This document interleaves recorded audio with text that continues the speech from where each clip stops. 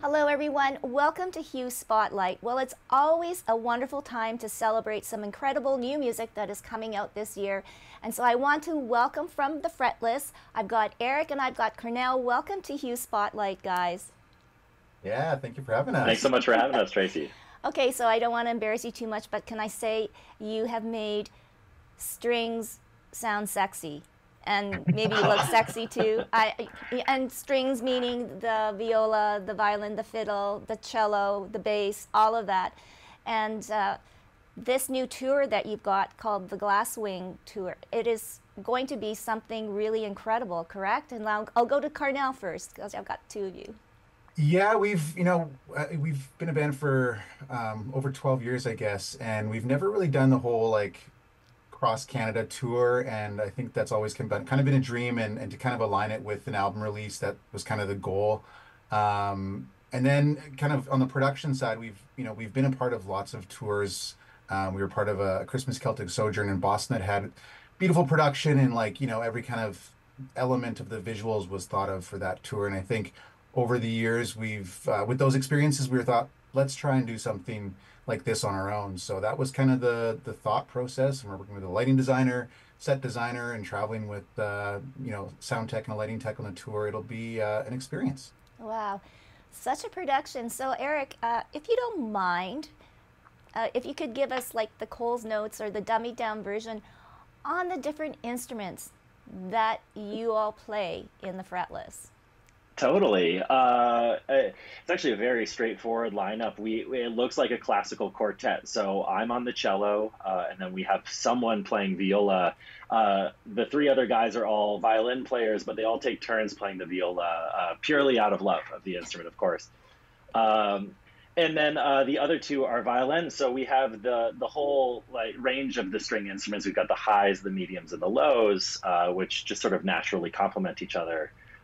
So we just do things slightly differently, where we have, the lead will be playing things like a fiddler, and then whoever is second violin might be doing some synthesizer noises or sound effects, and then someone on viola would be doing the guitar part, and then the cello we have doing sort of bass and percussive elements. So it sounds like a cohesive band, even though it looks like a string quartet. Well, it sounds amazing, and I'm always curious, what is the difference? Well, obviously it must be sound or tone between the viola and the cello. Are they closely related, aren't they? They are closely related. The only difference between the two of them is that the viola is an octave higher. So you just hear the notes 12 semitones higher than you would on the cello.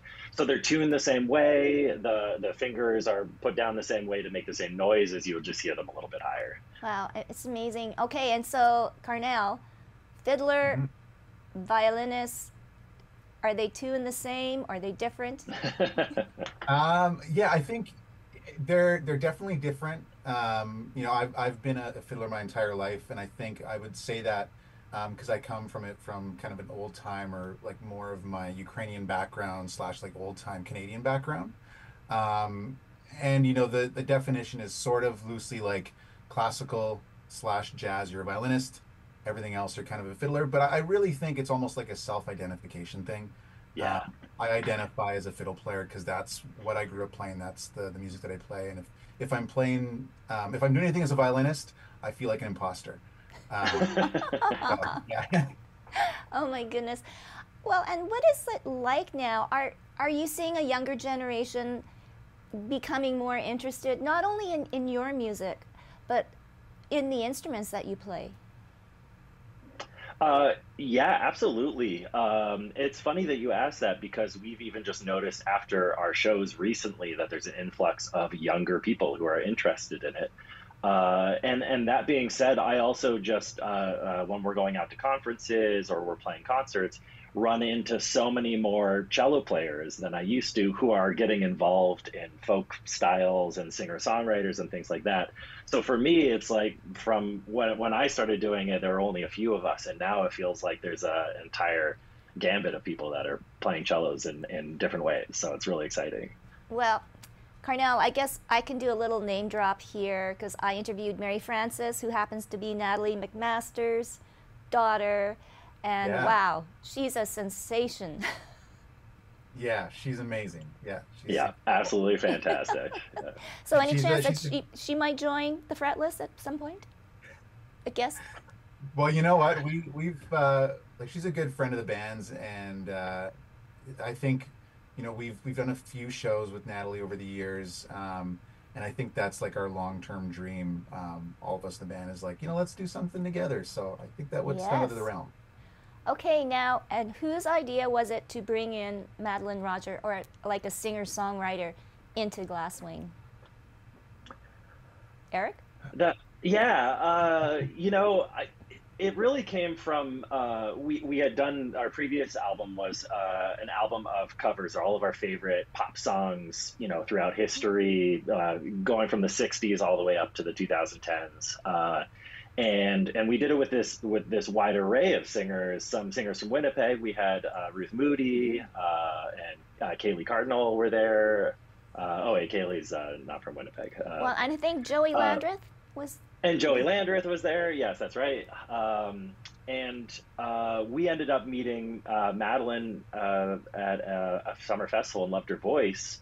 And the dream was always to bring along a singer who could sing all of these songs and present all of it. And the truth is, we brought Madeleine on tour with us, and we just can't imagine not bringing Madeleine on tour with us ever again. So we thought, what better than to write an album with her and tour it around. Wow. And Karrnel, what is the experience like having a voice and having that other person on stage who's not playing a string instrument? I think it almost feels like the most complete that we've ever been. And, from day one, the first album we did, Waterbound, we've always had a couple songs on there. And I think, that was intentionally done. And I think we've always progressed to that. And so now that we've kind of, worked with Madeleine so much, toured with her so much, and recording and writing with her, it just kind of feels like the glove is finally on it and like the puzzle's together. So yeah, it's great. I mean, I think every show we're still learning things and, trying to get that sound even more special as a group. Wow. And so what, as audience members, can we expect, Eric? I know you are all coming to Winnipeg on October 14th at the West End Cultural Center, because Yeah. there's going to be fans that know the Fretless as being orchestral, but now it's going to be something more immersive. Yeah, completely. Obviously, there's the integration of all these songs. We have our stage design. Maybe Karrnel could talk about this more. We have an award-winning stage designer who's designed our stage, and our lighting tech is going to be very involved with the music, and all of the lights will be synchronized to the music. And so you're going to have this whole experience. Whereas maybe you saw us in a soft seat theater before, and it was like a classical performance giving a presentation. This will feel a little bit more like, I don't know, lack of a better term, Karrnel, like a rock concert. Rock star, rock show. Yeah. Just maybe not the pyrotechnics, please. Yeah, exactly. We got the wooden instruments, so you got to keep them away from that. And I think like from the artistic standpoint, the theater world does such a good job of kind of looking at every element of a performance. Obviously, the dialogue, the music, the lights and the set. And I think that idea is something that we tried to bring into this tour, where it's, every element of the show. When people walk in, we want to think about that moment when the music note that we play. We want people to think, how do they feel, and those moments that we spend all the time in the arrangements, we want to try and amplify those with, an artist who's doing the lights, the lighting design, and then how she can play with the set design to even make it even more impactful for the audience. So that's the goal. What an amazing time. And you're traveling across Canada, so you'll be here in Winnipeg October 14th. And then from Winnipeg, where else do you go, Eric?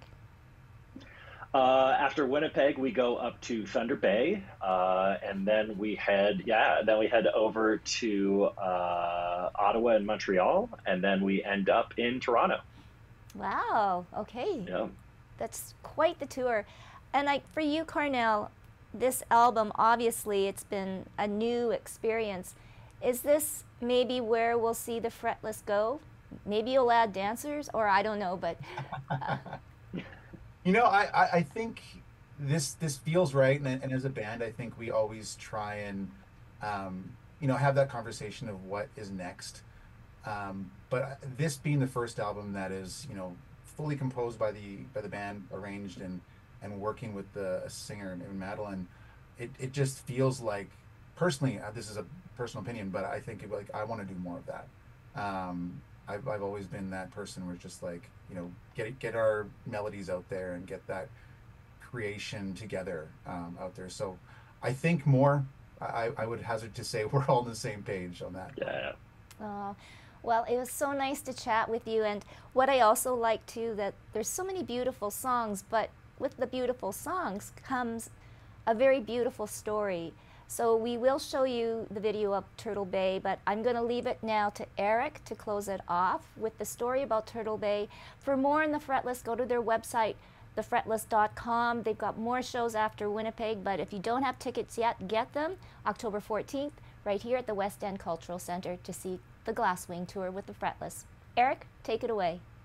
Thanks so much, Tracy. Yeah, this is going to be a tune called Turtle Bay. It was written by our bandmate, Ben.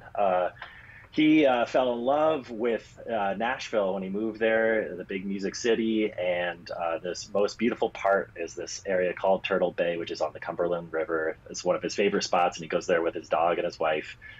So as simple as that, it's just named after his favorite spot on the river called Turtle Bay.